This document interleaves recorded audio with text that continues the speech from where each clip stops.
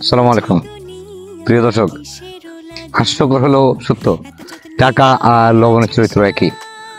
টাকা আর লবণের চরিত্র একই কিছু মানুষের ক্ষেত্রে। সেটা হলো আঙ্গুল ফুলে কলা গাছ নামক আত্মীয় স্বজন আছে না, সেটা আমার আত্মীয় স্বজন বলে কথা না, অনেকের আত্মীয় স্বজন আছে যে আঙ্গুল ফুলে কলা গাছ বা হঠাৎ টাকা পয়সার মালিক হয়ে গিয়েছে, তখন তারা নিকটাত্মীয় হোক রক্তের আত্মীয় হোক তাদেরকে অগ্রাহ্য করে বা কল দিলে পিএ দ্বারা কল রিসিভ করান।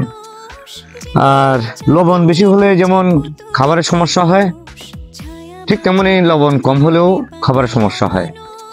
একই বিষয়, টাকাও একই বিষয়। টাকা বেশি হলেও সমস্যা আর কম হলেও সমস্যা।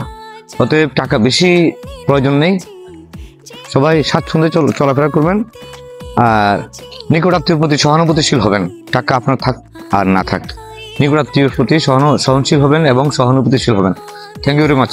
আর বিশেষ করে এই টাকা আর লবণের যে চরিত্র একই বলেছিলাম, এটা যেন আপনাদের মধ্যে প্রভাব ফেলতে না পারে। Thank you very much. সালাম।